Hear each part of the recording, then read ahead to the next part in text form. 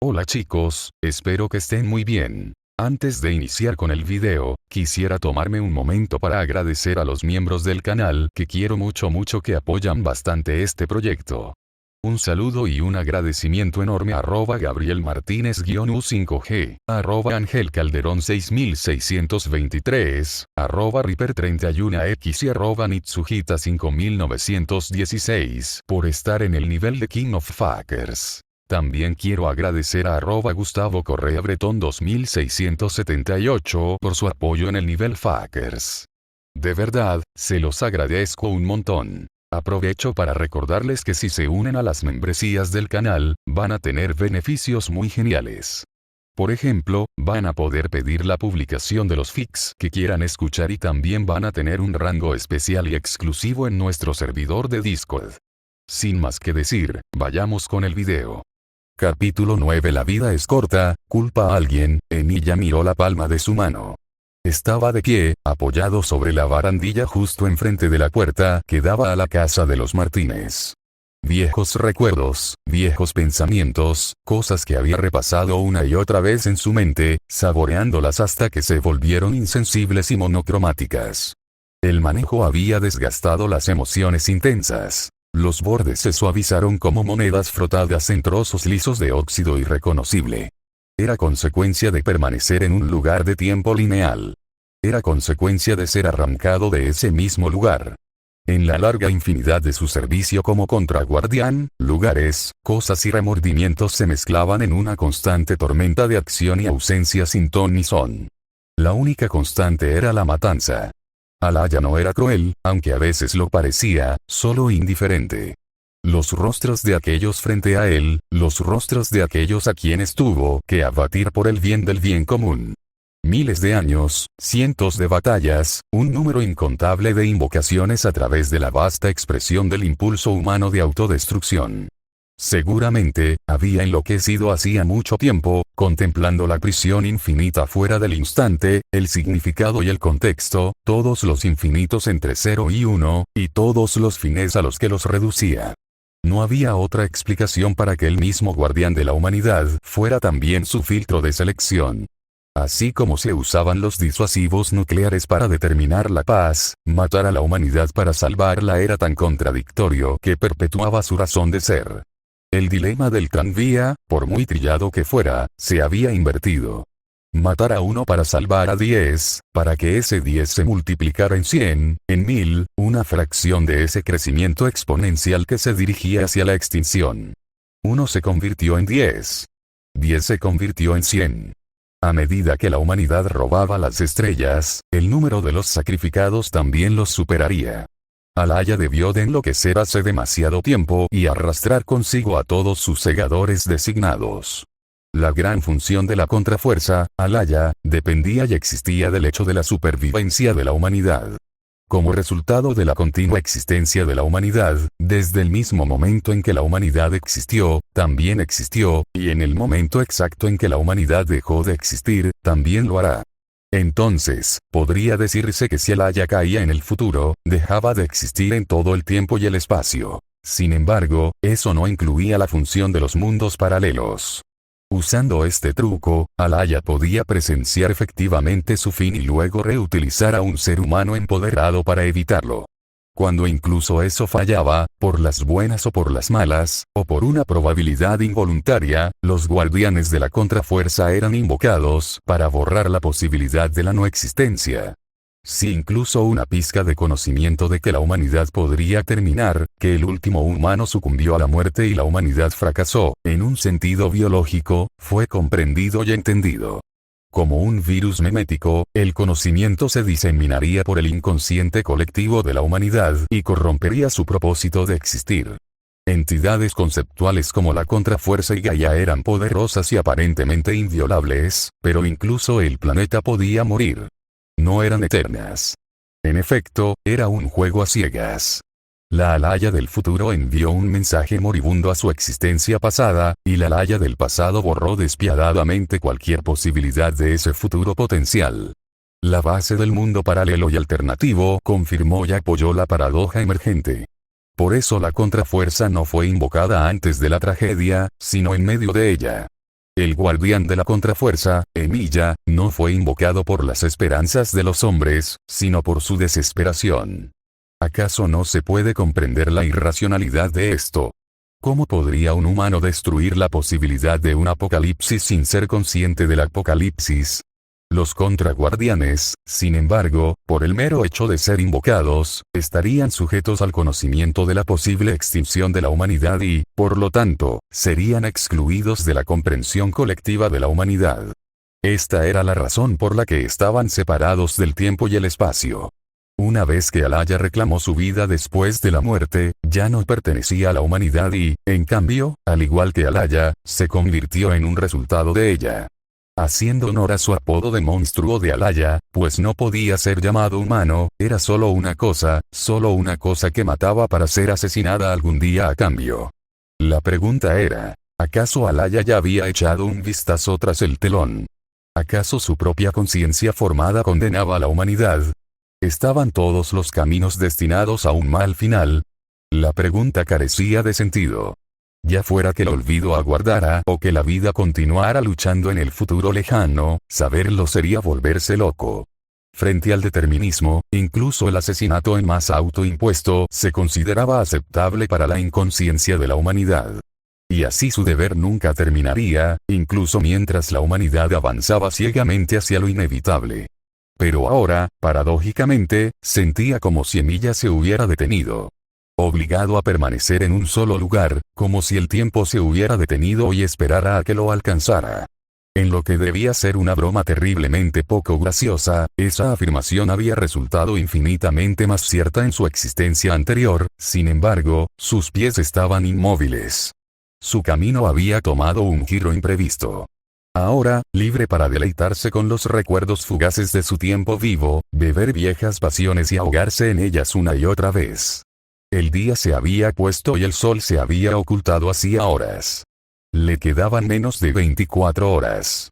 La acción independiente le otorgaba un máximo de 48 horas. Ese era su límite determinado. Solo allí y no más allá. Los servants como Ghostliner supremos registrados después de la muerte y convocados a través del tiempo y el espacio eran completamente antinaturales. Como familiares, su mera existencia requería la existencia de un maestro, un ancla. Un vínculo a un tiempo y espacio desconocidos. Diferente de la disolución del yo, causada por una falta de energía mágica, el costo exigido por su naturaleza como servant y por lo tanto hecho de mana, éter verdadero condensado, específicamente, incluso si los detalles eran un poco más complicados. El mana era necesario para mantener su existencia contra el rechazo de Gaia. Ella no tomó muy bien su existencia como una creación de la magia. Pero ese era un problema completamente separado, aunque relacionado tangencialmente. Su límite de 48 horas existía debido a un problema más conceptual. La pregunta era, ¿por qué estaba esto aquí? La respuesta, un maestro. Los servants existían fuera del tiempo y el espacio, un hecho que él entendía íntimamente. Su existencia, en primer lugar, necesitaba una razón. En el contexto de una guerra del Santo Grial, esa razón era que el maestro respondiera a la pregunta. Este servant estaba aquí porque, yo, lo invoqué. De lo contrario, el servant se dispersaría en partículas de éter, ya que no tenía un anclaje a este tiempo y espacio, como tampoco a otras líneas temporales o lugares, y por lo tanto, regresaría naturalmente al trono. Entonces, lo que hizo la acción independiente fue burlarse de la pregunta conceptual y evitar el problema por completo. Cuando se le pedía una respuesta, la habilidad decía algo como, cállate. No escucho. Los rangos superiores de la habilidad permitían discursos más elocuentes sobre el problema, prolongando el asunto, y la habilidad relacionada y superior de manifestación independiente expresaba una comprensión de, yo pienso, por lo tanto, yo, existo. Pienso generalmente se reemplazaba por el contexto condicional, como, si esta cosa existe, entonces también esto.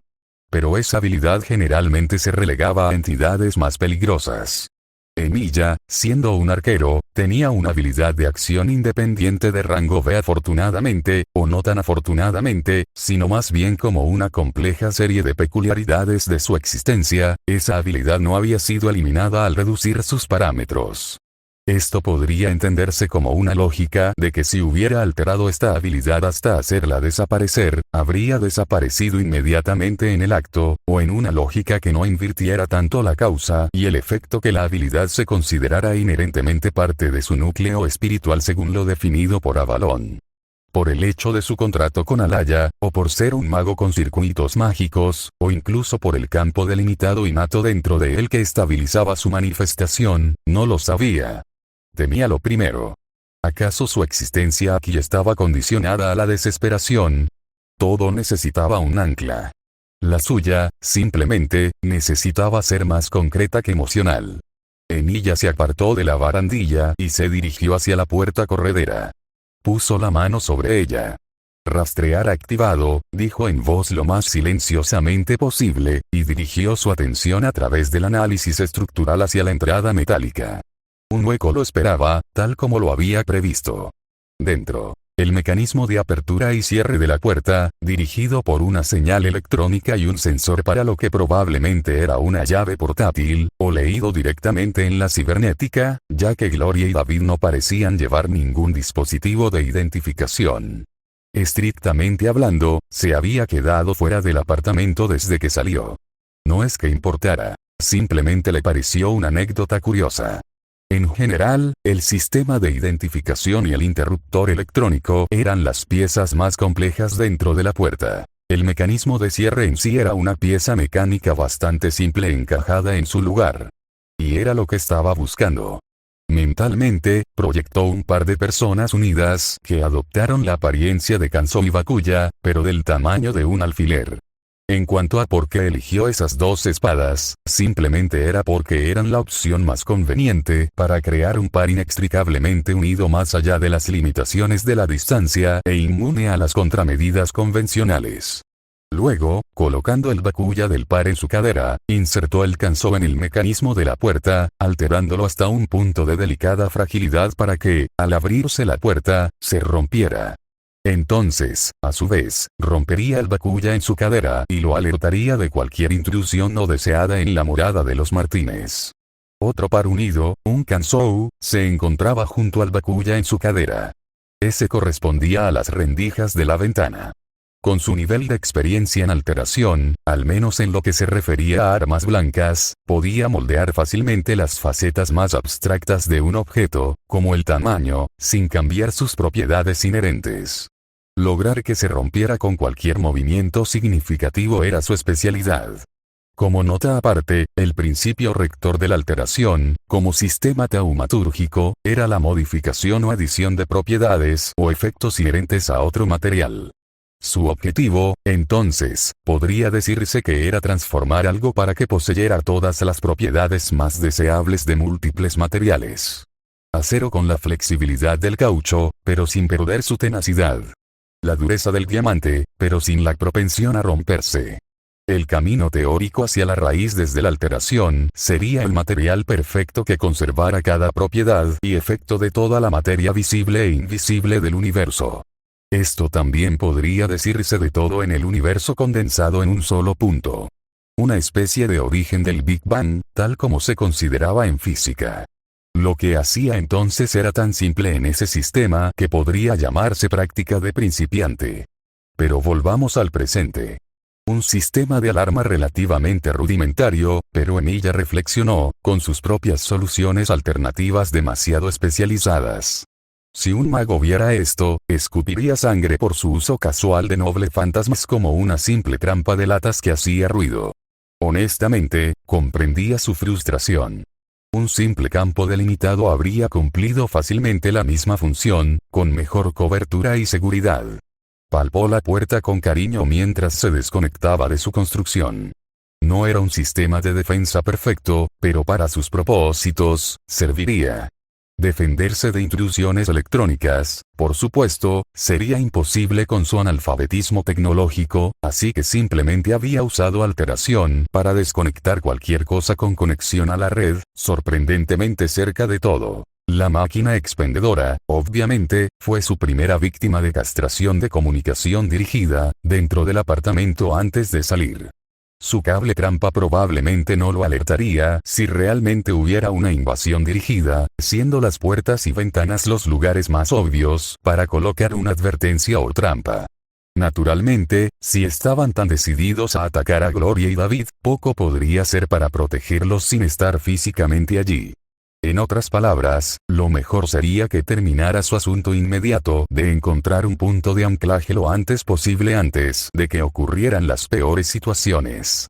Los pasos de Emilia resonaron por el pasillo parpadeante, las luces fluorescentes en algún punto entre un ligero tinte verdoso y la corrupción amarillenta de los filamentos. Pasó junto a los harapientos, los sin techo y los que lloraban en silencio sobre sus propias dolencias, los huesos metálicos estremeciéndose ante los miedos manifestados en un descanso intranquilo. Sus botas resonaron al entrar en la jaula metálica de un ascensor, que emitía brillantes anuncios entre los monótonos presentadores de noticias que recitaban casualmente las cifras de muertos del día, un proyecto de ley aprobado por el presidente Mears que prometía aumentar los impuestos a las corporaciones un punto decimal más.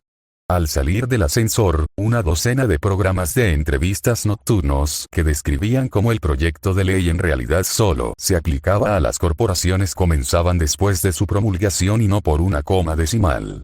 Desde la sombra del mega edificio H4, Emilia miró hacia arriba, hacia el cielo oscuro, donde formas grisáceas se movían contra una extensión aún más oscura. Largos planos se extendían hacia esa extensión, cubriendo de azul eléctrico las nubes ahora definidas. Intuía que las proyecciones holográficas de Night City debían ser visibles desde el espacio. El resplandor de la ciudad se extendía hacia afuera, creando un halo alrededor de las oscuras formas de los rascacielos puntiagudos en un atardecer casi dorado.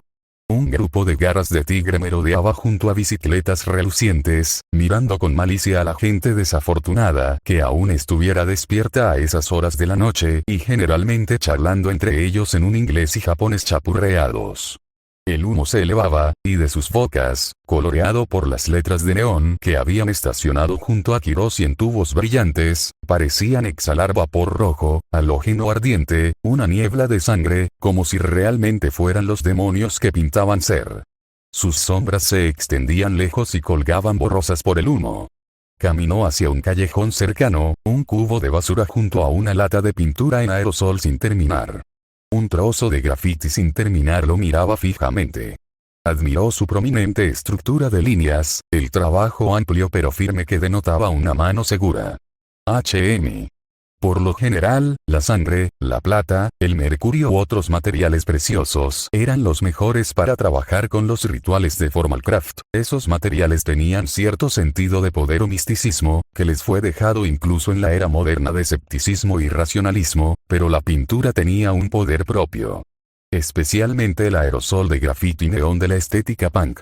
No representaba mucho poder en las mentes y comprensiones conceptuales de los demás, pero el simbolismo del arte, arte definido por la rebelión y los marginados, que tendía a ser agrupado con el ocultismo marginal, significaba que incluso la humilde pintura en aerosol funcionaría. Tomó el bote de aerosol y pesó el pigmento que quedaba en el bote. Debería ser suficiente para sus propósitos. Jugando con la boquilla, Emilia cambió la abertura a un chorro fino. Un movimiento, un silbido de aerosol. Y allí, un círculo ritual, simple, apenas más que una serie de círculos estabilizadores y una matriz de conversión sin lenguaje. Este hechizo en particular era tan universal que tenía suficientes variaciones en tantos idiomas que incluso Emilia podía usarlo a pesar de su extrema inclinación y concentración determinadas por su naturaleza de encarnación de la espada. El verde neón se iluminó, tan tenuemente que apenas alcanzó la primera pintura de medición de la matriz inscrita dentro de los círculos. Las líneas ley eran tan débiles, que apenas podían iluminar este pequeño ritual. Formalcraft se centraba en usar rituales para utilizar el Od del mundo, o mana, en lugar del propio Od, o incluso prana, Od y mana mezclados. Por lo tanto, para determinar un punto de nexo de las líneas ley, no había mejor herramienta. Este ritual utilizaba una línea de pensamiento similar a la triangulación, ya que las líneas ley eran similares a los circuitos mágicos del mundo, solo que varias veces más anchas y surcadas por innumerables afluentes y ríos, lo que hacía imposible detectarlas por medios mundanos. Aunque la mayoría de los lugares de interés espiritual solían estar conectados a los puntos de nexo de estas líneas ley. Por lo tanto, utilizando un juguete luminoso como parte de un ritual y colocándolo en 3 puntos distintos, se podía usar una triangulación simple para encontrar el punto donde el maná del mundo estaba más concentrado. Con su pulgar, Emilia cortó el elocuente simbolismo de su círculo ritual menor en algo que vagamente se parecía a una carita sonriente torcida. Cualquier brillo que hubiera allí se desvaneció. Uno menos.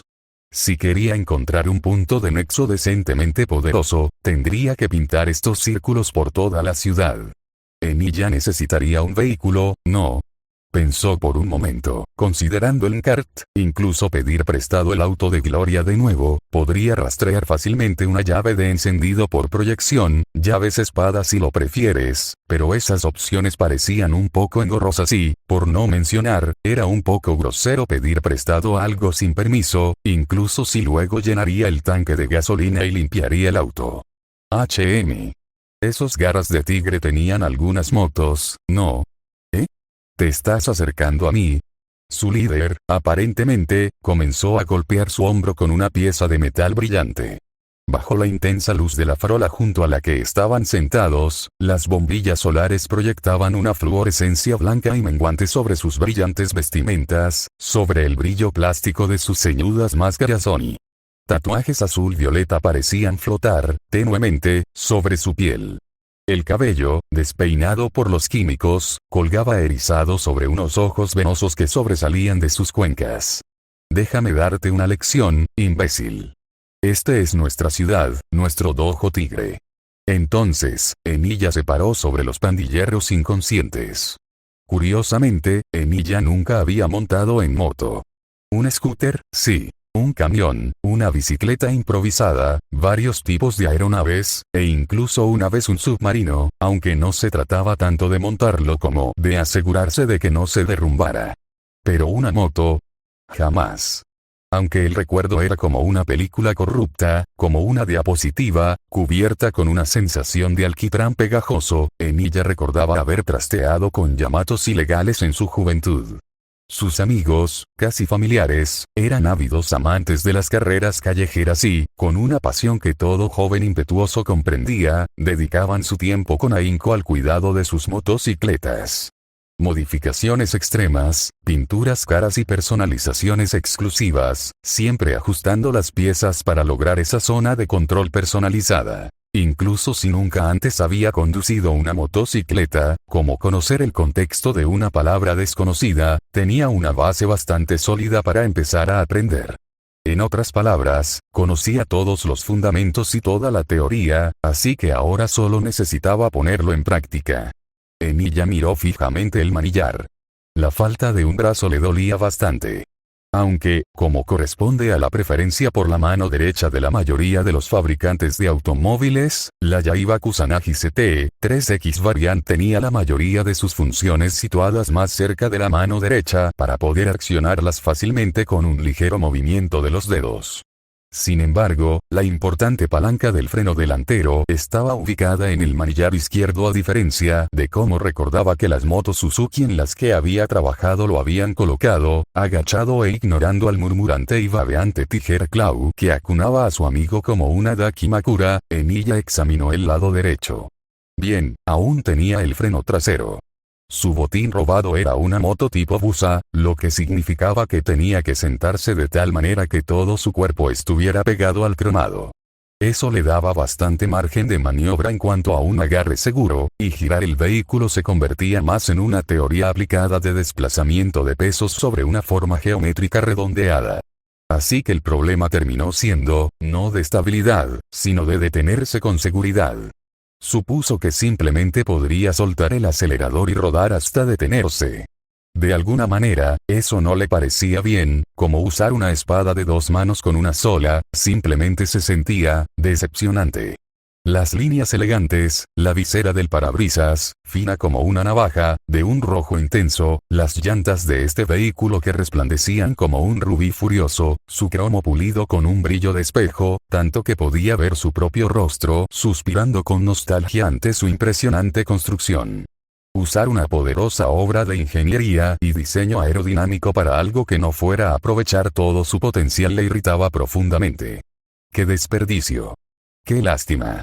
Enillas nunca tiraba nada, y aunque casi había olvidado todo lo demás, ese nombre lo siguió fielmente después de su muerte.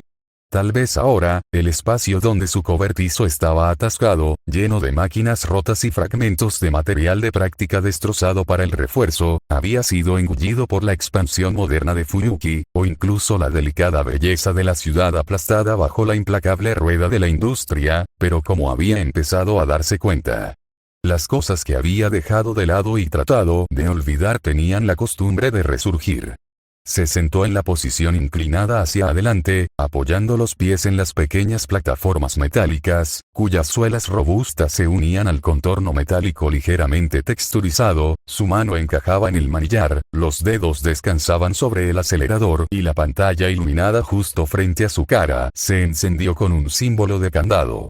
Emilia la observó con atención, curioso por saber si habría alguna otra medida de seguridad contra el robo. Probó el acelerador. El motor no ronroneó y la moto plateada debajo no vibró contra su cuerpo. Lo intentó de nuevo. Falló la identificación. La pantalla le leyó con un tono de irritación lejana y resignación. Para reiniciar, consulte el manual. Emilia arqueó una ceja. ¿El manual? ¿No era un correo electrónico o una verificación de 2 factores basada en tecnología cibernética? Miró al pandillero inconsciente que ahora acariciaba el cabello de su amigo con una ternura fuera de lugar. Observó cómo el rostro del otro hombre se contraía con disgusto por el aliento que le soplaban en la cara. Una queja murmurada sobre el alcohol y su excesiva ingesta salió entre ronquidos. Consultar el manual. ¿Por qué no enviarlo directamente a un sistema de verificación en línea como se supuso al principio? ¿O era esta una medida tomada por el sistema de procesamiento de solicitudes de baja inteligencia a bordo de la motocicleta que había sido probado contra dueños increíblemente borrachos que tal vez, pensó Emilia, mirando más de cerca al hombre, habían modificado su propio implante cibernético para provocar numerosos fallos? Se había preguntado por qué el hombre había gritado el mundo en medio de Emilia noqueando a sus compatriotas. Si tenía razón, entonces, Emilia jugueteó, explorando con los dedos los pequeños y ocultos lugares del vehículo. Cambiando de lado, se inclinó y. Ahí. Una pequeña pieza perfectamente camuflada que sobresalía del lateral y que no se repetía en el otro lado. La presionó, manteniéndola presionada. 3 veces. Un pitido. Reiniciando. Anunció la pantalla alegremente. Sí, como un sistema informático antiguo. El 3 siempre era el número mágico. No se había ganado el título de conserje falso por nada. Con aire de suficiencia, Emilia hojeó los procedimientos de reinicio, marcando no para la mayoría de las solicitudes de seguridad y comentarios, incluso las casillas ocultas que debían desmarcarse en letra pequeña para confirmar que no permitía que las empresas enviaran datos de su conducción para obtener futuros EUX. Incluso después de acceder a algunas de las configuraciones más profundas y funciones de accesibilidad, no pudo encontrar ninguna configuración para cambiar la palanca de freno, ya que supuso que no la habría, puesto que era una parte mecánica y física de la moto y no era tan fácil de cambiar sin modificaciones.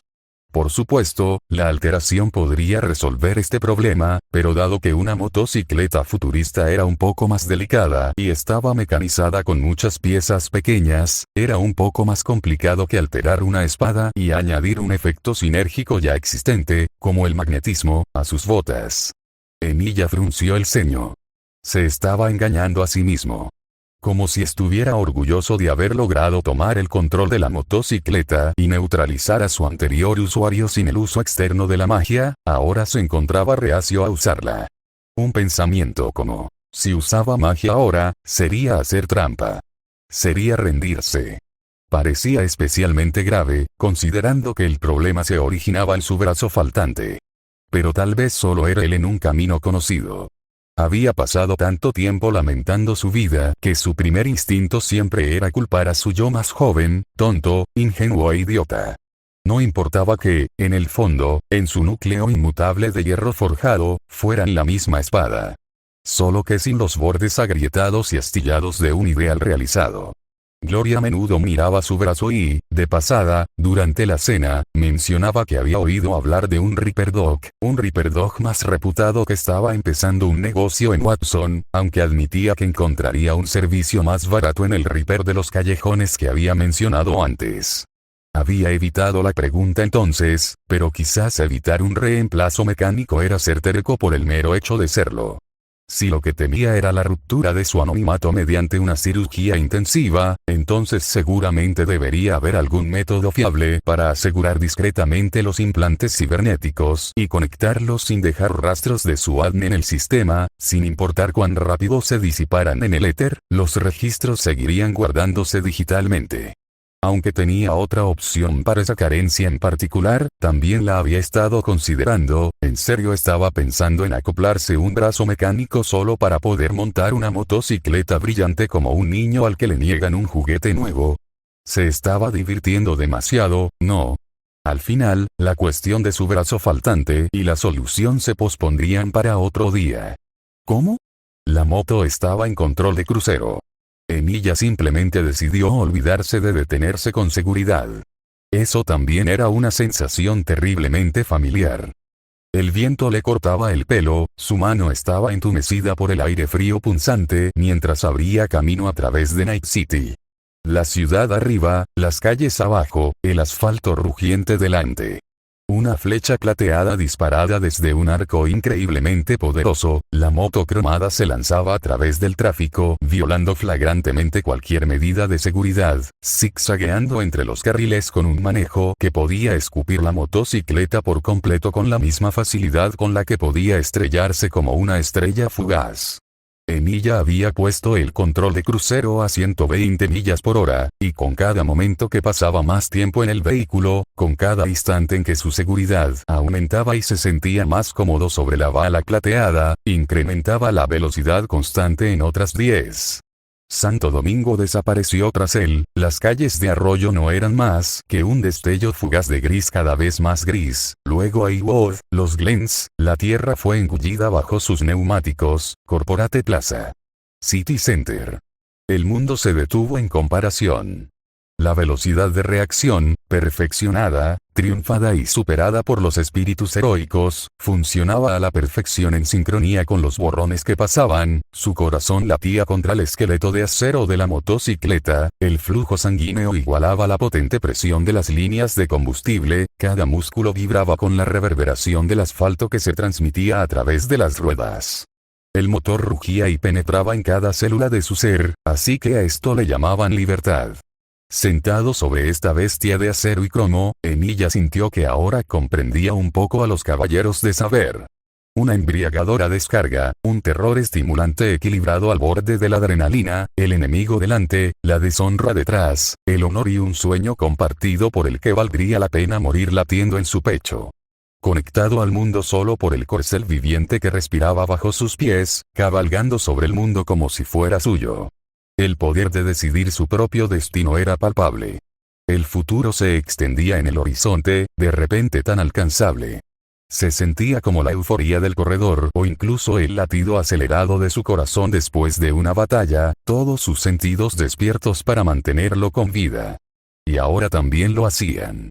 Un momento como cristales rotos, el sonido de motores acelerando, la explosión repentina del acelerante siendo expulsado de un barril. Emilia movió su mano de derecha a izquierda, apretó la palanca, pateó su pie en el freno trasero, giró su cuerpo hacia la derecha y hacia abajo, y se deslizó.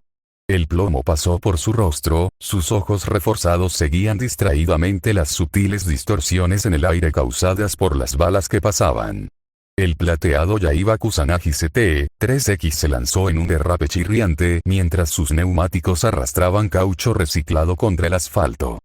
una flota de motos salió disparada delante del vehículo de Emilia, que disminuía la velocidad. Su moto quedó muy atrás en el polvo, hasta que la aceleración se reafirmó y los neumáticos delanteros y traseros giraron desesperadamente, tratando de agarrarse al asfalto incluso mientras se desprendían y cubrían el aire con caucho ardiendo. Entrecerró los ojos, su visión se centró en los brillantes colores neón, los tatuajes azul-violeta como un espejismo resplandeciente, las motos. La estética delincuente japonesa, la yakuza neón sin comprender el significado. Los Tiger Claws querían su moto de vuelta.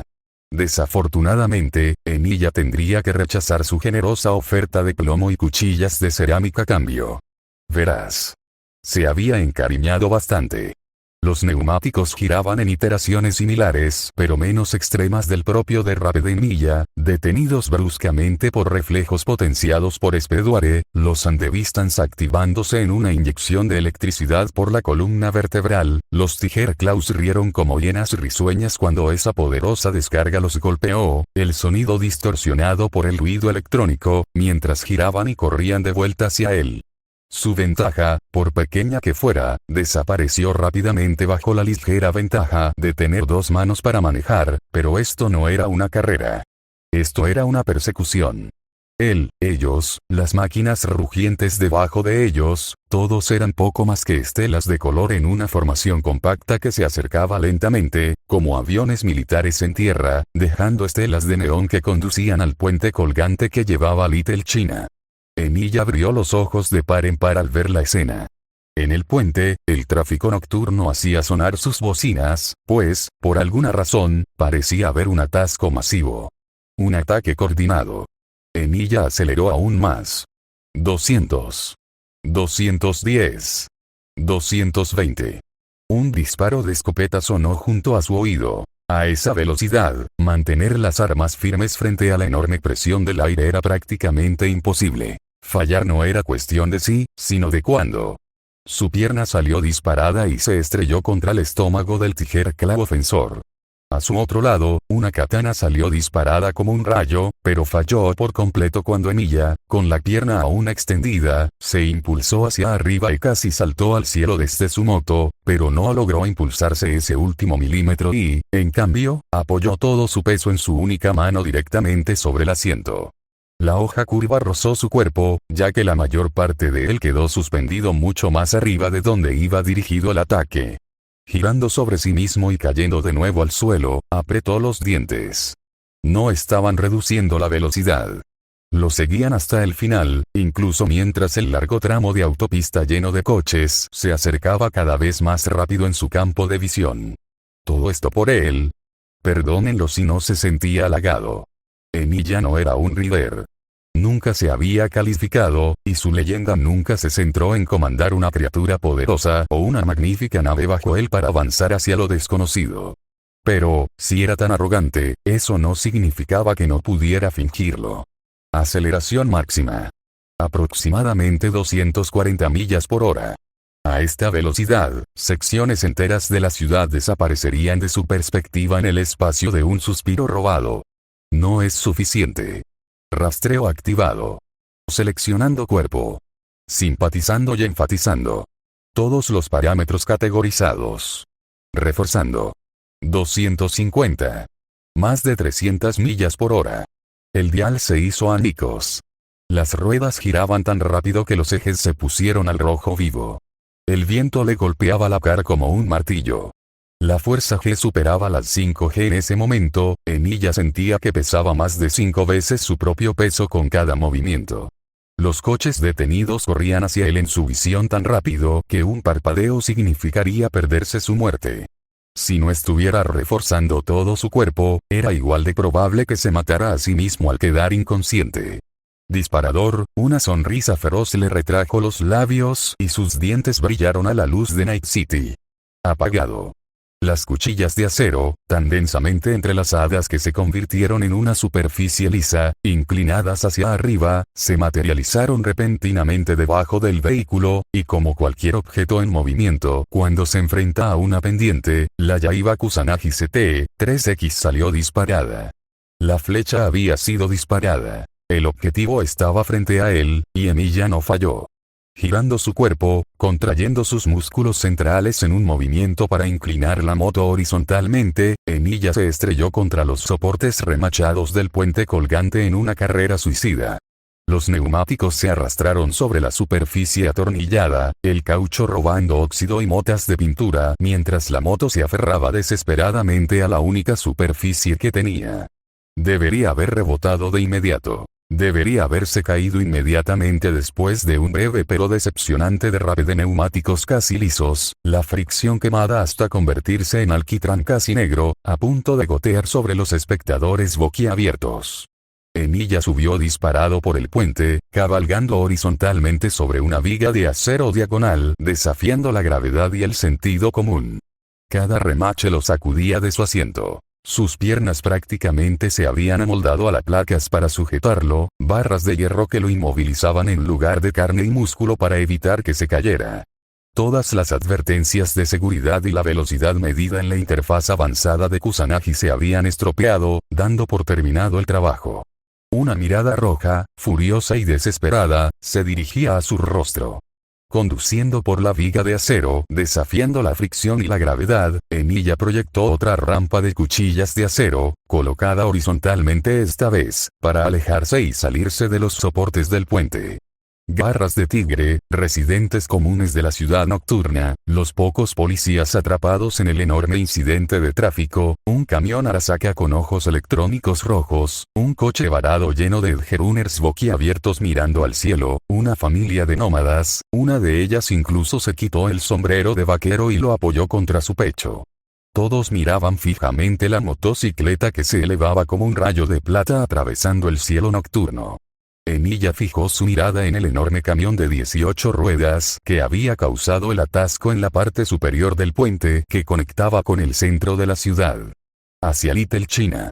Con el ritmo que llevaba, incluso si reforzara la bicicleta él mismo, la física le enseñaría una lección importantísima. La tercera ley de Newton. Lo que significaba que tendría que, por así decirlo, improvisar. Inclinando la moto con las piernas, Emilia la orientó hasta colocarla en posición vertical, con la punta de la Kusanagi apuntando hacia arriba y la rueda trasera dispuesta para aterrizar primero. Esa posición absorbería gran parte del impacto al aterrizar, ya que él era mucho más vulnerable que la estructura reforzada de la Kusanagi. Golpeó el techo de la carga del camión. El ruido fue como un disparo en el silencio que se cernía. El acero crujió, el metal se deformó por la fuerza, y como una roca en el agua, Emilia, con la motocicleta incluida, rebotó. Volvió a girar toda la carrocería de la moto. Antes, simplemente estaba encima de una bestia furiosa cubierta de cromo, pero ahora, se sentía uno con ella. Una parte de él, tanto como se convirtió en todo el mundo en el momento de tensar la cuerda del arco. Sus ruedas estaban de lado al suelo, él se deslizaba con las piernas debajo, y se acercaba rápidamente en un ángulo pronunciado. Estaba a punto de aterrizar a una velocidad que lo esparciría por el pavimento. Como si estuviera bajando una montaña. Solo necesitaba reorientar la imagen para que la montaña fuera plana y él estuviera en el ángulo terriblemente agudo, casi paralelo al suelo. Mi cuerpo está hecho de espadas. Emilia extendió el brazo hacia el suelo justo antes de que hicieran contacto y arrastró. Al golpear primero el techo del camión en la posición en la que lo hizo, transfirió la mayor parte de ese impulso vertical al impulso horizontal, lo que significaba que iban más hacia adelante que hacia abajo. Saltaron chispas como una estela de fuegos artificiales mientras sus dedos cortaban el asfalto como 5 cuchillas increíblemente afiladas. Demasiado rápido, con un pensamiento, aumentaron sus filos. De repente irregulares y dentadas, las reverberaciones enviadas a través de su último brazo se sintieron como si estuviera arrastrando una motosierra sobre el hueso. Entonces su pie derecho, la bota de acero, golpeó el suelo, la suela ardiendo mientras se arrastraba por el asfalto. El primer impacto se sintió como si pateara una pared de acero sólido, cada articulación a punto de salirse, los huesos crujiendo minosamente. El segundo sintió que los tendones flexionados de su tobillo estaban a punto de ceder bajo la enorme presión. Finalmente, los neumáticos tocaron el suelo y chirriaron. Lo que quedaba de su goma texturizada seguramente se convirtió en alquitrán fundido contra el pavimento. Normalmente, sería imposible mantener ese ángulo, tan casi plano sobre el suelo. Especialmente dadas las múltiples fuerzas que actuaban en su contra, era más probable que la motocicleta volcara y se estrellara contra un edificio, explotando en una lluvia de fuego de acero líquido y fragmentos de fibra de carbono. Pero él lo había dicho antes. Él era uno con la motocicleta. Si alguien hubiera sido tan insensato como para mirar directamente al choque chispeante y ardiente en ese preciso momento, y con ojos biónicos, y acercar, más cerca de modo que cada célula de los neumáticos fuera visible para su ojo, habrían visto cuchillas. Independientemente de lo ridículo que uno deba hacer para colocar cuchillas nanoscópicas en un neumático, se clavaron furiosamente en el asfalto y excavaron trozos imperceptibles en protesta mientras disminuían su impulso descabellado. Si alguien hubiera estado mirando, habría visto las cuchillas disminuir la velocidad e incluso detenerse por completo. Se había detenido. Emiya y Kusanagi. Hombre y moto. Empujándose a sí mismo y a la moto para enderezarse, Emiya levantó la cabeza y miró a través del amplio abismo de coches detenidos y tráfico.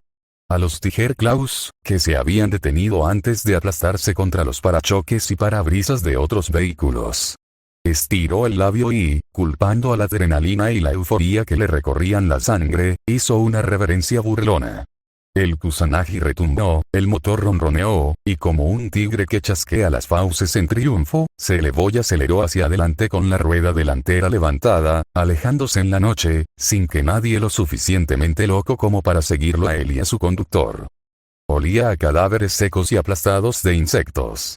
Una gran masa desecada, crujiente, y muchos cuerpos pequeños aplastados bajo los pies, cuerpos interminables, una marea incesante de zumbido, murmullo, picazón, mordiscos y roeduras impredecibles, en acumulación de cientos, formando la tierra, el suelo y el barro suave y pegajoso que había debajo. Olía a tierra fértil, a conductores estancados e inútiles que gorgoteaban con una miseria asfixiante, como plástico derretido, un adorno navideño barato que se acerca demasiado a la vela. Suavemente, la hoz plateada de la motocicleta se detuvo, y Emiya se levantó de su brillante silueta.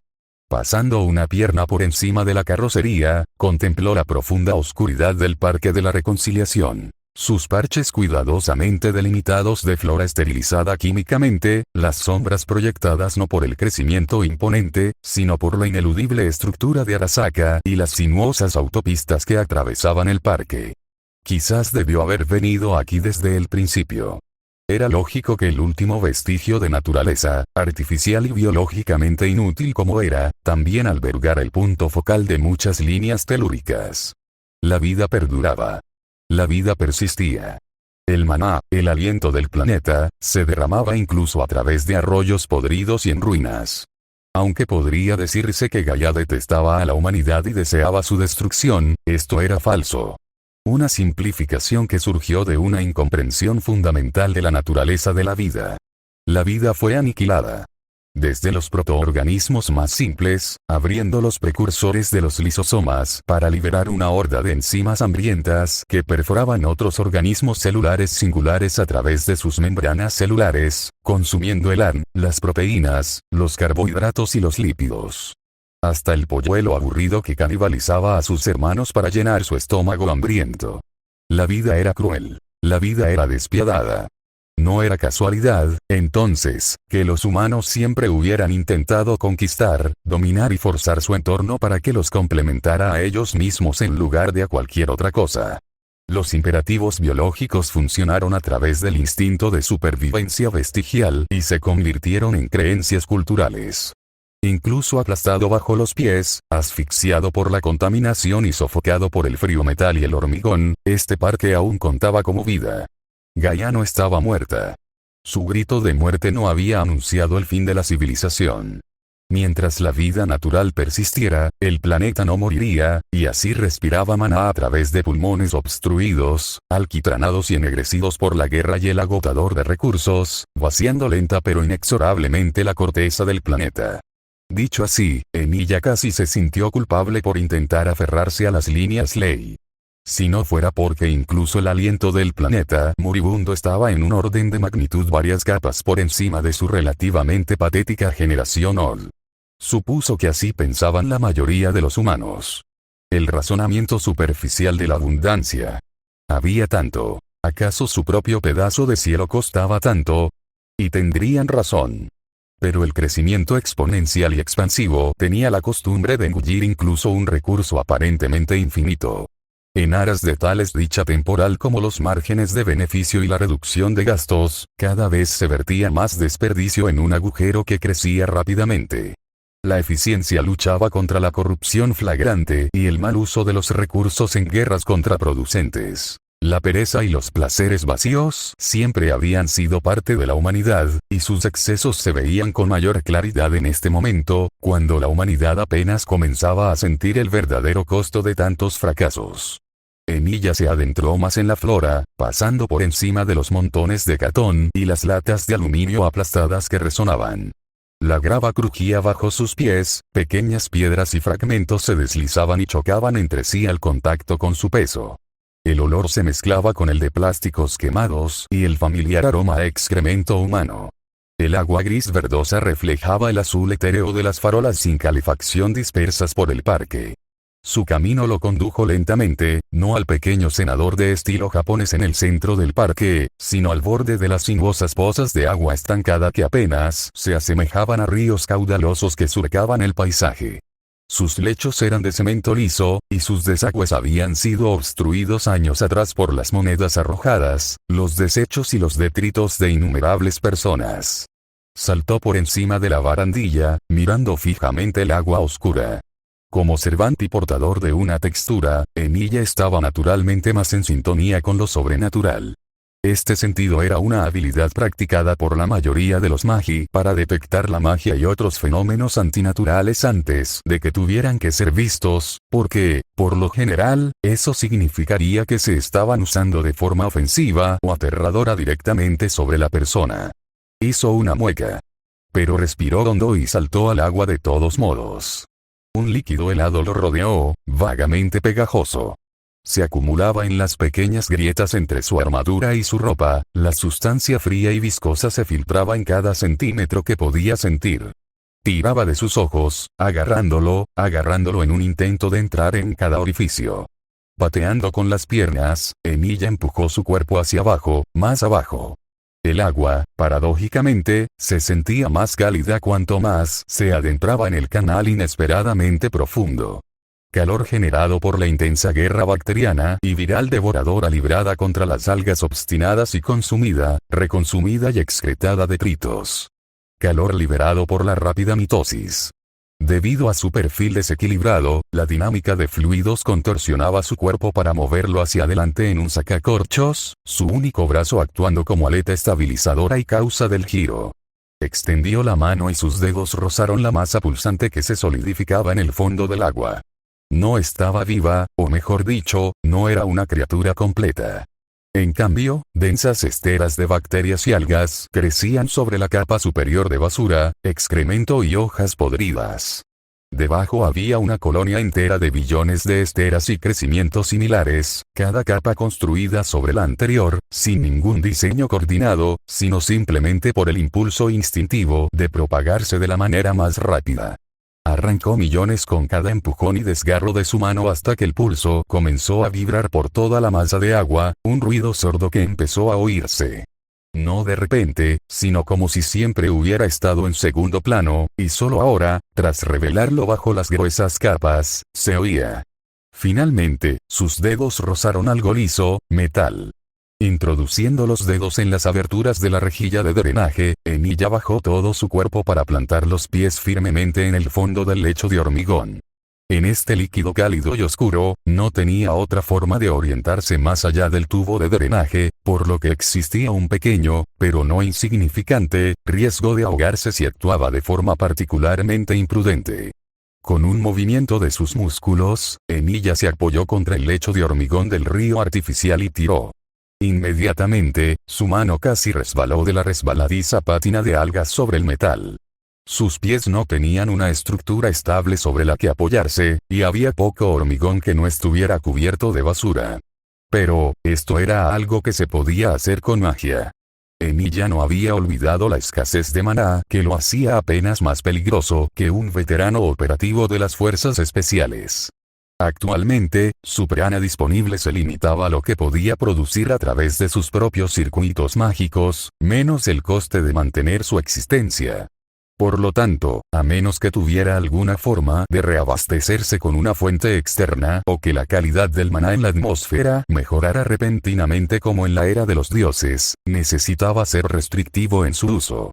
Así que, usando el físico anormal de un hombre con un agarre como papel de lija y la resistencia de, bueno, realmente él mismo, en ese sentido, era el ejemplo por excelencia de cómo superar tontamente casi obstáculos por pura y obstinada persistencia. Como entonces, ahora seguía siendo cierto. Su rostro se tensó, cada línea marcada se acentuó bajo la fuerza de su esfuerzo. El agua brotó del desagüe, como si vibrara con la tensión. Pequeños chasquidos sordos, pernos de metal que se rompían uno a uno, y el ruido que retumbaba en el agua, aumentando en frecuencia, tono y volumen hasta que sonó como un altavoz de graves, retumbando justo al lado de su oído.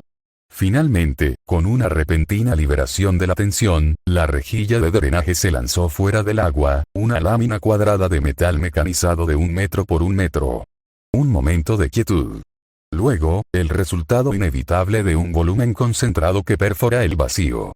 De mayor presión a menor presión. La constante en el universo, todo tendía a la entropía. No era más que una ondulación en la superficie de la ondulación, otra burbuja gaseosa que subía a la superficie, y luego explotó.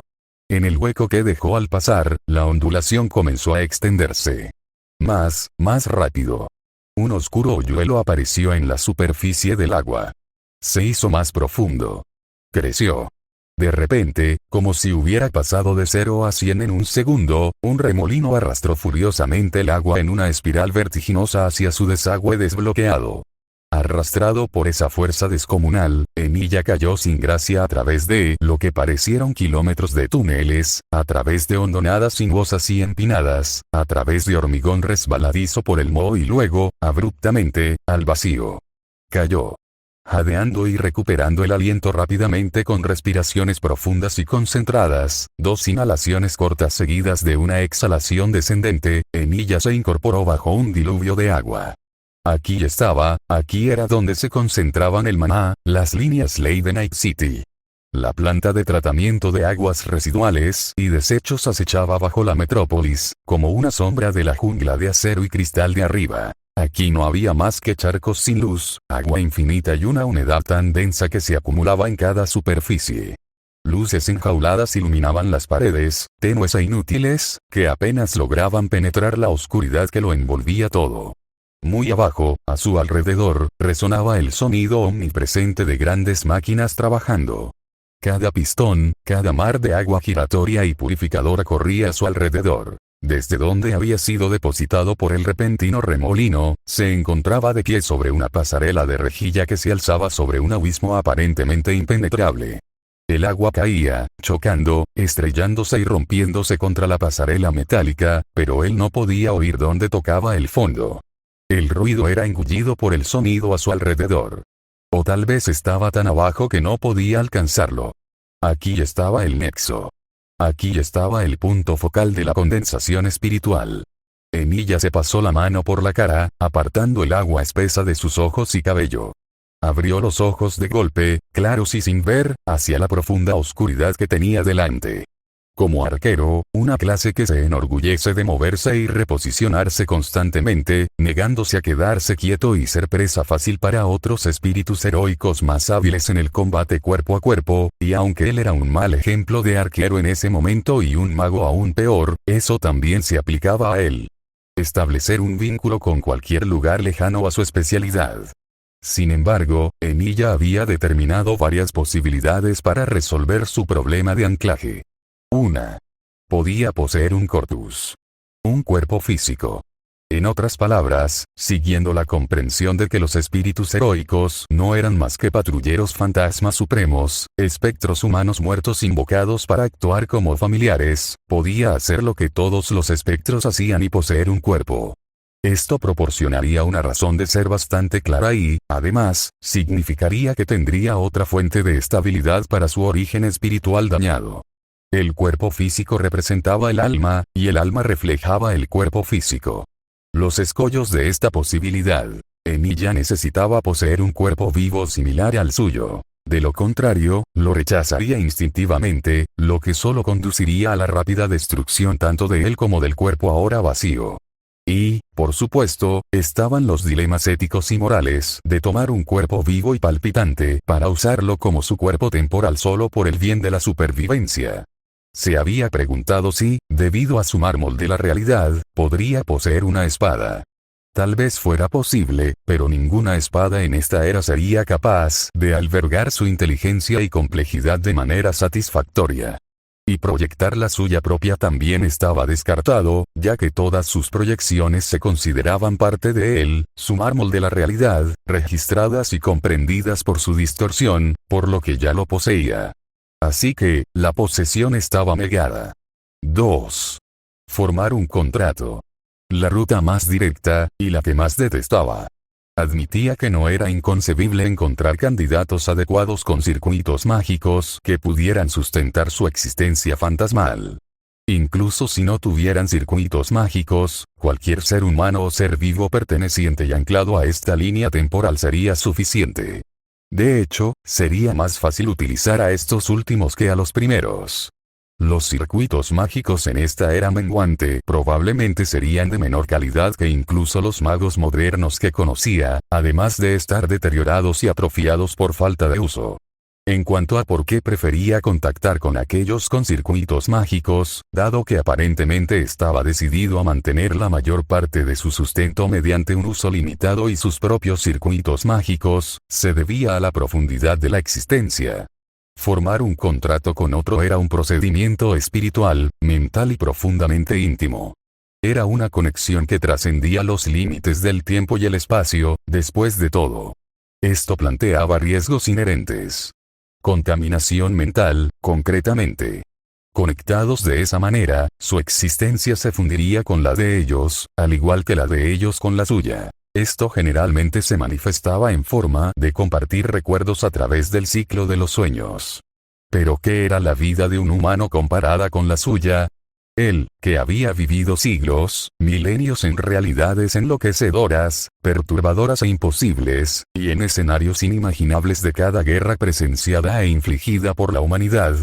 Sin el filtro impasible e incoloro de un santo grial o las medidas de seguridad integradas en el sistema de invocación de Servants, la profundidad de su vida abrumaría la de ellos, y si tenían suerte, morirían rápidamente a manos de espadas que brotarían de su propia piel.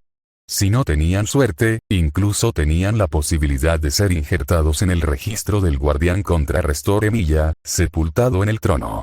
Tal vez podría haber evitado este contrato con muchas personas a la vez e instruyendo a aquellos con circuitos mágicos para que dividieran sus mentes, permitiéndoles intentar investigar esto con recuerdos del hechizo completado por el Instituto Atlas de su tiempo, pero eso le pareció incluso a él un nivel de riesgo inaceptable para esperanzas inciertas y turbias.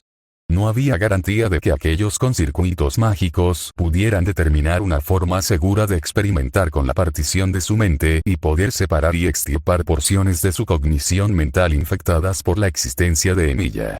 Y agregar más personas solo significaba que más personas estarían en riesgo cuando llegara el momento. Por lo tanto, el contrato se convirtió en un último recurso. 3. Vinculación. La mano de Emilia se extendió rápidamente, con la palma hacia el aire y los dedos extendidos. Cerró los ojos y, como la inhalación y exhalación de una gran bestia, el Od puro brotó de él. Pero no estaba comenzando el área que establecería su mundo interior en la realidad y lo proclamaría a él y solo a él como soberano, supremo y espectador a la vez. Un relámpago verde de otro mundo impactó el aire, violento, pulsante, pero a diferencia de su versión mundana, iones cargados que chocan entre dos regiones eléctricamente cargadas, opuestas neutralizando la diferencia en una impresionante muestra de furia divina, el verde no impactó contra los metales más polarizantes, ni siquiera contra ningún objeto cercano. En cambio, freía y cantaba chispas a través del aire, enjaulado como una bestia al acecho. Abrió los ojos. Lo sintió, el latido del planeta. Cerró el puño y, como si sujetara los cables de un transformador activo, su corazón se aceleró. Cada cavidad, aurícula y ventrículo, dolorosamente inmóviles, para luego saltar y latir a 100 km por hora a la vez. La aorta, la arteria y la vena cava hervían su sangre mientras esa misma sangre se usaba para enfriar sus sistemas. Sus circuitos mágicos ardían en su interior, derramando febrilmente su propia fuerza vital para aislarlo de los efectos corrosivos del planeta. El vapor silbaba de su piel. Las glándulas sudoríparas se ventilaban como el refrigerante de un reactor nuclear. Gradualmente, incluso su piel oscura, bronceada y gruesa comenzó a enrojecerse bajo las condiciones extremas.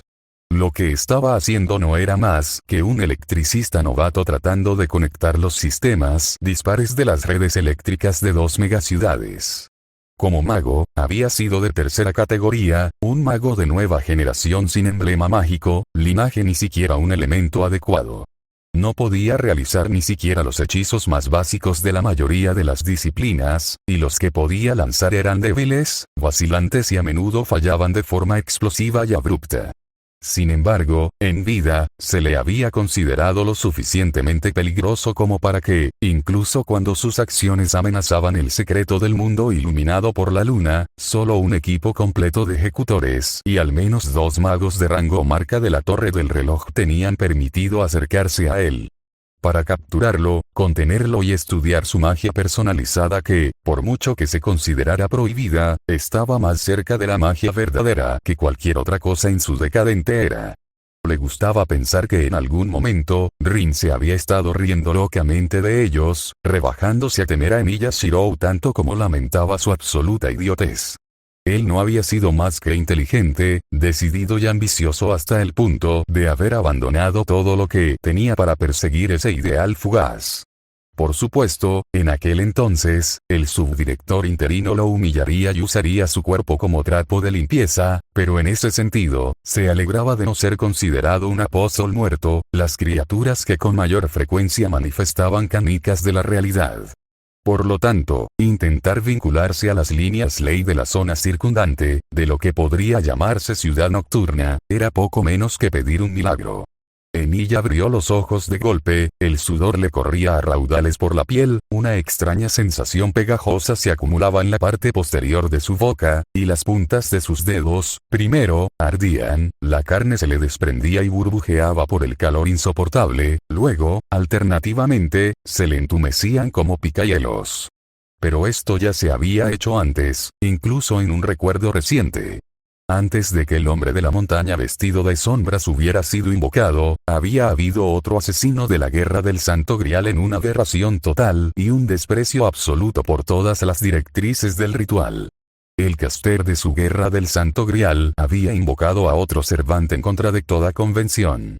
De hecho, no debería haber sido posible, pero algunas pistas eran discernibles en las peculiaridades de ese Servant. Había sido un espectro, una figura a la que se le había dado popularidad y fama sin verdaderas hazañas. No tenía ningún noble fantasma. Incluso siendo una figura legendaria invocada donde su poder debería haber estado en su apogeo, falso, asesino parecía igual en fuerza a los Servants en esa guerra. Pero tal vez eso no era tanto una acusación como un halago, considerando las identidades de la mayoría de esa guerra del Santo Grial. Pero lo más importante, había sido relegado a un simple guardián del templo. Había sido un espíritu atado a la tierra. Emilia se había aferrado a las líneas ley, las había agarrado por las buenas o por las malas, sus propios circuitos mágicos derramaban fuego en sus venas, abiertos y activados, y no era más que un espectro existente al que se le había dado vida donde no debería tenerla. Fingir un milagro era toda su vida. ¿Qué era nada más? Con apenas una leve vacilación, agarró sus circuitos mágicos y los conectó con los del planeta. Por un momento, el maná fluyó por su cuerpo, más maná del que jamás había tenido en su vida. No, eso era evidentemente falso. Alaya había sido una fuente infinita, donde lo poco que podía extraer era apenas una taza en un océano, un mundo de solo océanos, desde el manto hasta la corteza, hasta el núcleo de toda la energía. Podía sobrevivir a esto. Había sobrevivido a esto. Entonces, La ciudad lo vio. Lo vio a él, Emilia, paralizado ante ella, incapaz de detenerla, apenas consciente de la abrumadora sensación de intrusión, sin poder hacer absolutamente nada. No hubo advertencia. Ninguna revelación, ninguna comprensión iluminada, ninguna mente que se tocara. ¿Qué era? Una protodeidad infantil. Un espíritu de la naturaleza malformado al que se le invocó la vida con todas las oraciones inútiles de millones que morían bajo su talón indiferente. Gaia. Alaya. Se estrelló contra él. La desesperación de la existencia. Su peso. Su total insignificancia frente incluso a esta pequeña porción de miles de millones. Rechazo. Su espalda se estrelló contra la barandilla que tenía detrás, delante de él, encogiéndose en la distancia, y luego un segundo impacto. Emilia se estrelló contra la pared del fondo del enorme absceso sobre el que estaban sentados. Vomitó, dedos delgados y largos se adentraron en sus entrañas, en sus intestinos podridos, y sacaron al invasor, a él mismo. De forma explosiva. Emilia se sintió destripado, vacío. Su forma vaciló. A lo lejos, contra el zumbido ensordecedor de su cabeza, la conmoción cerebral, la caja torácica destrozada, los órganos pulverizados, ni siquiera tuvo tiempo de reforzarse contra la onda expansiva, y le recordaron dolorosamente, lastimeramente, lo humano que realmente era. Sus ojos se abrieron lentamente. Manchas y espíritus danzaban salvajemente contra su visión borrosa, temblorosa y giratoria. Arriba era abajo, abajo era de lado, y podía sentir su corazón en sus ojos. Se estaba deslizando por las resbaladizas paredes de la planta de residuos y aguas residuales. Atrapado en su flujo mucho más poderoso, las líneas ley habían arrastrado sus miserables reservas de oda hacia su río y lo habían dejado solo con brasas humeantes. Ni siquiera lo suficiente para mantenerse. Ni siquiera lo suficiente para la proyección más barata de espadas sin nombre. Sus circuitos mágicos se sentían desgarrados y arrancados de su cuerpo, y solo por suerte pudo mantenerlos y su existencia atados a este cuerpo de éter. Emilia golpeó el agua negra como una roca. No estaba seguro de cómo se había sacado de las entrañas profundas de Night City. Mojado, andrajoso y con un aspecto parecido al de un gato empapado bajo la lluvia fría, Emilia deseaba fervientemente que la descripción le quedara bien. Habría sido un favor ser un gato enfermo y congelado ahora. Oye, ¿estás bien, colega? Ni siquiera se dio cuenta de que estaba de rodillas. La voz llegó por encima de él, y en sus oídos, sonó amable. La mano en su hombro lo sacudió de nuevo, y cuando solo un débil gruñido respondió, se movió a su axila y lo levantó. Emilia quedó suspendido en el agarre del desconocido, sintiendo todos sus huesos como cristales rotos en su piel magullada, y al ser enderezado, resonaron como campanillas de viento vacías. Abrió un ojo. El otro experimentaba una especie de visión doble o triple nauseabunda. Si se atrevía a abrirlos, derramaría agua fétida en los zapatos del desconocido. Por casualidad, por destino, se encontraba frente a las paradas de autobús nocturnas de Night City. Casi todas automatizadas, el desconocido frente a él solo podía ser otra criatura nocturna, un habitante nocturno de la ciudad. El hombre grande y amigable de ascendencia latina le dio una palmada en el hombro a Emilia con una expresión de preocupación evidente. Déjame verte, uff. Alguien te ha jodido. Tenía una sonrisa. ¿Hay alguien por quien deba preocuparme? Emilia tosió. No, no sé. Elige, una tos más larga y húmeda salió de él, haciéndolo jadear y casi caerse. Si no fuera por el firme agarre que el extraño aún tenía en su brazo. Emilia se limpió la boca. Se sentía caliente. Frío. Sensación y entrada sensorial contrastantes. Reacción del vínculo fallido. Dijo de todos modos, ¿has buscado alguna pelea con la ciudad últimamente? De ninguna manera, tonto. El extraño rió a carcajadas. Fuerte, profundo desde su estómago, extendiéndose hasta que tuvo que inclinar el pecho hacia atrás y oírlo resonar por las tranquilas calles a lo largo de la orilla del río. ¿Alguna maldición siseada? ¿Qué cojones tienes? ¿Qué? ¿Intentaste pelear a puñetazos con Dios ayer y decidiste probar con peces más pequeños? Algo así, mintió Emilia. Sus extremidades aún eran débiles bultos de carne, hueso y dolor. Se apoyó en la mano que le ofrecían. El dolor era la forma en que el cuerpo te decía que te detuvieras. Lástima que nunca hubiera escuchado buenos consejos. Miró al hombre a los ojos. Las líneas sencillas que los rodeaban, las arrugas marcadas alrededor de su boca que brillaban con sonrisas constantes, y la fría seguridad de un hombre que conocía la violencia. La cadena de oro reflejaba el neón rojo a lo lejos, las líneas cibernéticas, brillantes y relucientes. Un valentino. Un pandillero. El agradecimiento instintivo se le atascó en la garganta. Emilia comprendió, con sorprendente claridad, lo vulnerable que era en ese momento. Las fugaces brasas de su prana se usaron rápidamente para mantenerse con vida y reparar gradualmente los numerosos órganos dañados y las heridas provocadas por el repentino rechazo explosivo. Cualquier bala perdida podría matarlo. Su mortalidad nunca se había hecho tan evidente. Aún así, pronunció la gratitud con dificultad. Le pareció increíblemente significativo hacerlo. Gracias. El desconocido silbó. Amablemente, no respondió al agradecimiento con nada más que una mirada de asombro y unas patas de gallo cada vez más marcadas. Un tipo genial, ¿eh? No me verás intentando sonsacarte secretos. Pero, mierda, amigo, ¿necesitas que te lleve a casa? Se frotó la cabeza rapada, con expresión de dolor e incomodidad. Mamá Oyes me habría bronceado si te hubiera dejado aquí. Emilia lo miró fijamente. El desconocido parpadeó. No te preocupes, amigo. Un tipo grande y aterrador como yo. Sí, yo tampoco lo aceptaría. Pudo ver al hombre mover la lengua, pensativo. Eso es, Emilia no era, aquí. De repente, algo se presionó en la mano de Emilia. Papel, arrugado y estrujado entre sus dedos. El desconocido, el hombre amable, señaló con el pulgar la terminal que brillaba suavemente. Debería ser suficiente para cubrir lo que tengas que hacer. Arriba y vete. Eres un hombre, ¿no? Se te nota en los ojos, tienes algún sitio al que ir. Algo que aún tienes que hacer. Emilia abrió la boca, a punto de rechazar la repentina generosidad. Pero con un cálido saludo a sus espaldas, el gran desconocido ya había subido a una bicicleta en marcha y se había marchado, dejando a Emilia solo con la sensación de los eurodólares en la mano, y la repentina e inesperada amabilidad lo había dejado más desequilibrado que las líneas ley que casi lo matan. En este estado de aturdimiento, Emilia se quedó mudo en la terminal de NSTC Transit, esperó hasta que las puertas plegables y si antes lo invitaron a entrar, introdujo el billete tembloroso en la ranura y se sentó en un autobús vacío al fondo.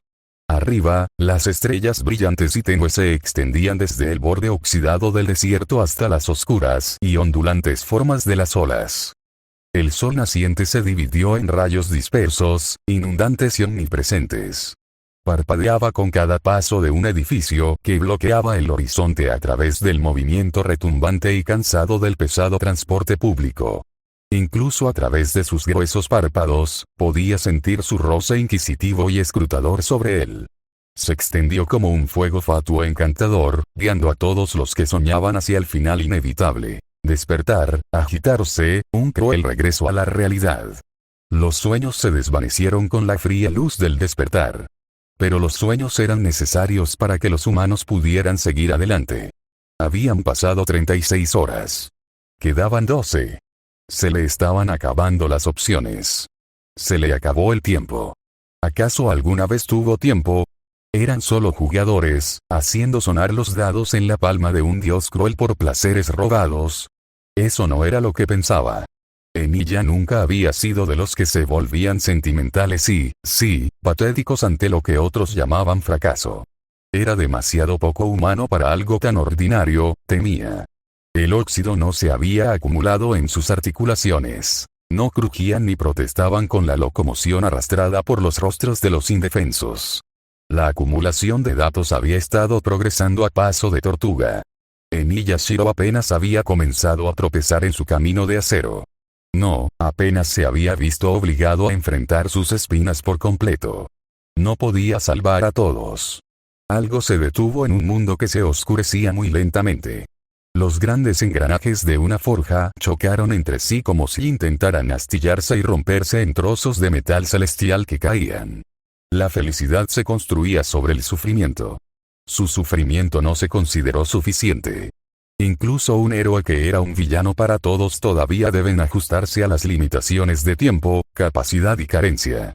La situación era la siguiente. En una ciudad engullida por su propio peso, rascacielos se alzaban sobre las tumbas destartaladas de miles de personas, y el reluciente acero a su lado parecía un faro del futuro, mientras que bajo su laboriosa sombra los oprimidos habitantes de esa ciudad solo podían llorar y maldecir inútilmente. Envidia, ambición desmedida, una ciudad de la era moderna sostenida como ejemplo para todos y que, por lo tanto, mostraba todos sus aspectos más repugnantes. Había estado desmantelando poco a poco el virulento sindicato criminal que se aprovechaba de la desesperación generalizada que sentían todos bajo esa sombra, y trabajando con un grupo de amigos afines, lograron ofrecer algo parecido a un refugio para algunos. Lo escuchó por primera vez, vagando por las calles, solo un murmullo fugaz de palabras inconexas. Una moda pasajera, un sentimiento y un deseo pedante que la mayoría compartía. Una vida mejor. Entonces, como si hubiera estado perdido durante 100 años y de repente hubiera regresado a un mundo diferente, estaba por todas partes. En cada callejón bullicioso, en cada restaurante de mala muerte donde intentó aprender las recetas, desde los barrios marginales hasta los más estables, en las paredes de cada base del sindicato. La fe humana era algo poderoso. Lo que hacía divino lo divino. Algo así como la divinidad. Las primeras deidades en la tierra, más espíritus de la naturaleza indecisos que dioses mecánicos alienígenas, habían sido empoderadas y definidas por la humanidad. Fenómenos naturales explicados por un rostro y una familiaridad. Pero la era de los dioses había terminado. Tal cosa no debería haber tenido ningún efecto ni resultado de ningún daño más allá de lo mundano a menos que, como siempre, un mago estaba involucrado. Lo sabía como un soldado que escucha las primeras provocaciones de advertencia lanzadas sutilmente en las noticias. Lo sabía íntimamente, de cerca, como si lo reconociera tanto como él a ella. El nacimiento de un daemon. Tal vez fue esta experiencia con entidades espirituales dormidas cerca del hogar lo que lo salvó, lo que fue arrancado por la luz dorada del rey que fue y será en su guerra del Santo Grial. No fue talento, instintos curtidos en la batalla, ni nada tan fácil. Suerte, tal vez. La sangre se veía diferente en una ciudad. Brillaba como metal, goteaba y refractaba la luz como si estuviera enfocada a través de un prisma. Él debería saberlo. Posesión masiva. Corrompe de adentro hacia afuera. Él lo escuchó primero. Un sorbo húmedo como un pez muerto que se movió del agua a la superficie, un gorgoteo de carne moviéndose como una ola. Eniya Shirou se volvió hacia la mujer a la que llamaba. Una de las primeras que le enseñó a girar la mano así, ¿ves? Al manipular un pollo, lo mejor era romper el esternón después de haber cortado primero todas las extremidades. Sus ojos fueron tomados primero. Al principio, nada más que una pequeña mancha en la pupila oscura. Fácilmente confundible con el reflejo de algo brillante y blanco en la distancia. Se detuvo hacia adelante, con su nombre en sus labios. Su voz murió en su garganta. La pequeña cosa creció, rápido, veloz. Demasiado rápido para pensar. La mancha superó la pupila, agrietó la delgada membrana entre la esclerótica y el iris en un segundo, y entonces, como una boca que traga un huevo, sus ojos estallaron desde adentro hacia afuera mientras los efectos posteriores de la transformación de la posesión demoníaca se manifestaban en ella. El cuerpo tomó la forma del alma. El cuerpo tomó la forma de la cosa dentro de él. No podía apartar la mirada. Ella ya estaba muerta antes de que él lo comprendiera. Manchas negras, como un simple moho, brotaron de su carne expuesta, y como el ave fría, la cavidad torácica vacía que él aplastó contra la tabla de cortar, oyó un crujido cristalino. Médula ósea succionada a través de una larga pajita. La columna vertebral doblada por la mitad. Algo húmedo aterrizó en su cara, en su boca abierta. La saboreó en su lengua. Su caja torácica se abrió de forma espeluznante, gratuita, groseramente excesiva. Músculos húmedos, piel desollada debajo, el blanco nacarado del hueso, el hueso nunca se veía tan limpio, pensó tontamente, luego, el sonido húmedo y áspero de la inhalación. Llenándose. Sus ojos fueron forzados, como las frías manos de una máquina, se posaron planas sobre su rostro, abriéndole los párpados para mirar directamente la cara de la cosa. La carne negra y aceitosa y las manchas brillantes se habían extendido como tumores añadidos exponencialmente y como algo arrastrado desde las profundidades de la tierra, donde el agua hervía a 1000 leguas más abajo por grietas en el manto. Adquirió una textura extraña y escamosa. Para entonces, su piel se había abierto de par en par, revelando algo increíblemente escarlata. Piel oscura y lisa se rasgó a lo largo de enormes fisuras que se abrieron para revelar músculos compactos que ya lucían gran parte de esa misma viruela negra con manchas. El blanco que antes había confundido con hueso se elevó y salió con un chasquido húmedo. Dientes. Se negaba a terminar pronto. Se impuso sobre él, lenta y burlonamente, revelando cada centímetro cruel y doloroso de su violación total. Los orbes negro rubí que habían apartado sus ojos le observaban casi con avidez. Con curiosidad. Lo que ella había empezado a comprender y lo que él no era, porque él era el único que no se veía afectado por esta posesión repentina y total debido a lo que yacía dentro de él. En un giro irónico, podría decirse que era similar a esta cosa nacida del sexto elemento imaginario en su relación con la humanidad. En un instante, la brillante ciudad de acero, símbolo de horror y gloria, se había transformado en una escena propia de un matadero bullicioso. La sangre brotaba de cada calle abarrotada en cantidades tan grotescas que parecía sacada directamente de una mala película independiente de terror gore. La piel era desechada como trapos sucios, deslizándose por rastros rojizos hasta el resto de la ropa desgarrada. La velocidad y la violencia de esta transformación habían convertido el submundo en una selva, impregnada de humedad, un olor dulzón y putrefacto, y un calor espantoso. Mitosis y crecimiento celular vertiginosos, pero la biología no tenía respuesta para aquello que desafiaba las leyes de la física impresas en la textura del mundo. La carne crecía y brotaba en cantidades inexplicables, sin que se pudiera explicar mediante el consumo y la reutilización de su origen. La masa total no alcanzaba ni una fracción de los crecimientos que brotaban de su cuerpo robado. La carne se abría paso hacia ella, una energía incognoscible forzada a tomar forma física mientras la textura ondulaba contra lo antinatural. Una inundación de carne, cartílago. El pequeño calor en el que habían vivido, un hogar con recuerdos inmortalizados en brillantes fotografías. Hubiera sido mejor no haberlo conocido jamás si este era el resultado. Vísceras rojas y gruesas se esparcían sobre el papel tapiz despegado, la alfombra estaba arruinada. Hebras pegajosas de tendones rotos, líneas rosas y blancas de músculo y grasa adheridas a todo, y cabello oscuro y desparramado goteaba lentamente desde donde el derrame de carne alienígena había desplazado el cuero cabelludo y lo había arrojado al techo. Los tumores a lo largo de él se abrieron, los bultos esféricos se desprendieron con un sonido como el de una cuchilla contra una piedra de afilar. 100 ojos en el cuerpo lo miraban fijamente. A su alrededor, los cuerpos destrozados y retorcidos de todos los que conocía hacían lo mismo. Se contraían. Giraban en círculos y vueltas que absorbían información rápidamente